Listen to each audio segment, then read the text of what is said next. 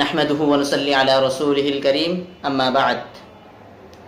প্রসঙ্গ মাহে মুহররম তথা মুহররম মাস সম্পর্কে আলোচনা। মুহররম মাস আল্লাহ তাআলার নির্ধারিত সম্মানিত একটি মাস এবং আরবি হিজরি সনের প্রথম মাস। এই মাসকে হাদিস শরীফের ভাষায় শাহরুল্লাহিল মুহররম বলে আখ্যায়িত করা হয়েছে।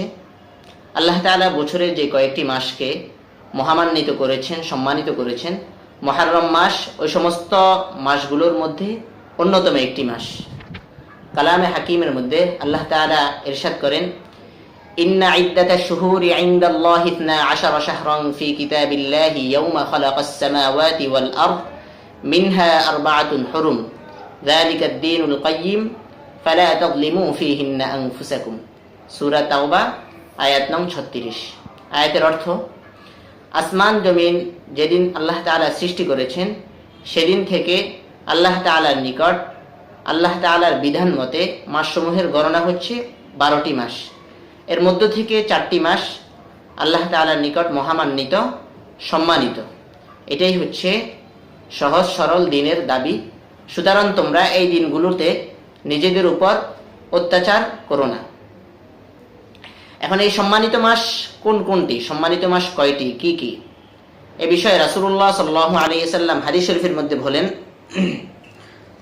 সময়ের হিসাব তার যথাস্থানে ফিরে এসেছে আসমান জমিন সৃষ্টির সময়ে যেমন ছিল, অর্থাৎ 12 মাসে 1 বছর। এর মধ্য থেকে 4টি মাস আল্লাহ তাআলার নিকট সম্মানিত, 3টি মাস ধারাবাহিক, জিলকদ, জিলহজ এবং মুহররম, আর জমাদাল উখরা এবং শাবান মাসের মধ্যবর্তী একটি মাস রজব মাস। হাদিস নং 4662, সহিহ বুখারীতে হাদিসটি বর্ণিত রয়েছে। হাদিসে এই মাসকে শাহরুল্লাহিল মুহররম, আল্লাহ তাআলার মাস বলে কেন আল্লাহ তাআলার মাস বলে আখ্যায়িত করা হয়েছে, এ বিষয়ে হযরত আবী হুরায়রা রাদিয়াল্লাহু তাআলা আনহু থেকে বর্ণিত, তিনি বলেন, রাসূলুল্লাহ সাল্লাল্লাহু আলাইহি ওয়াসাল্লাম বলেছেন, আফজালুস সিয়ামি বা'দা রমাদানা শাহরুল্লাহিল মুহররম ওয়া আফজালুস সালাত বা'দাল ফরিযা সালাতুল লাইল। রমজান মাসের রোজার পর সর্বোত্তম রোজা হচ্ছে আল্লাহর মাস তথা মুহররম মাসের রোজা, এবং ফরজ নামাজের পর সর্বোত্তম নামাজ হচ্ছে রাতের নামাজ, অর্থাৎ তাহাজ্জুদের নামাজ। হাদিসটি সহিহ মুসলিমে রয়েছে, হাদিস নং 1163। অন্য বর্ণনায় ইরশাদ হয়েছে, আফজালুশ শাহর শাহরুল্লাযী তাদউনাহুল মুহররম, সর্বোত্তম মাস ওই মাস যে মাসকে তোমরা মুহররম বলে আখ্যায়িত করো। এই হাদিসটি সুনানে কুবরা নাসাই শরীফের মধ্যে বর্ণিত রয়েছে, 4216 নং হাদিস। প্রকৃতপক্ষে সকল মাসেই তো আল্লাহ তাআলার মাস, সকল মাসে আল্লাহ তাআলার মাস।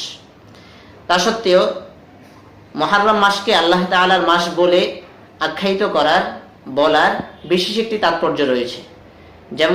যেমন পৃথিবীর সকল মসজিদ আল্লাহ তাআলারই ঘর, কিন্তু আল্লাহ তাআলা বাইতুল্লাহকে আল্লাহর ঘর বলার কারণ কি? কারণ এর বিশেষ একটি মর্যাদা রয়েছে। অনুরূপভাবে মুহররম মাস এটা বছরের অন্যান্য মাসের অপেক্ষা এটা অনেক সম্মানিত এবং অনেক গুরুত্ব, অনেক মর্যাদাশীল একটি মাস। এই জন্যই এই মাসকে শাহরুল্লাহ এটা বলে আখ্যায়িত করা হয়েছে। আল্লাহ তাআলা কোরআনে মাজিদের মধ্যে হিজরি সনের গুরুত্ব বর্ণনা করতে গিয়ে বলেন, ইয়াসআলুনাকা আনিল আহিল্লা কুল হিয়া মাওয়াকিতু লিন-নাসি ওয়াল হজ।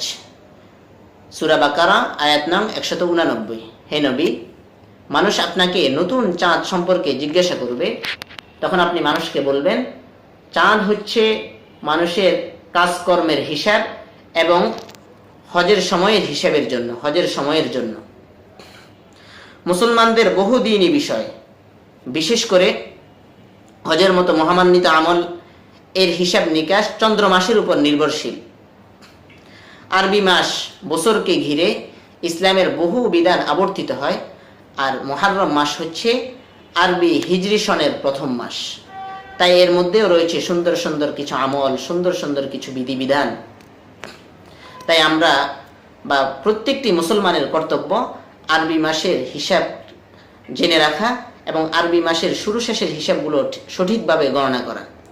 তাছাড়া চলমান মাসটি হচ্ছে মুহররম মাস, সম্মানিত একটি মাস। এই মাসের প্রতিটি সময়, প্রতিটি মুহূর্ত অনেক ফজিলতপূর্ণ, অনেক গুরুত্বপূর্ণ। তাই এই মাসের প্রতিটি সময়কে, প্রতিটি মুহূর্তকে আমরা খুবই গুরুত্ব সহকারে দেখব। তাছাড়া এই মাসে একটি দিন রয়েছে আশুরার দিন, অনেক গুরুত্বপূর্ণ একটি দিন। আমরা আশুরার দিন সম্পর্কে পরবর্তী কোনো ভিডিওর মধ্যে ইনশাআল্লাহ তাআলা আলোচনা করব। ওয়া মা তাওফীকি ইল্লা বিল্লাহ।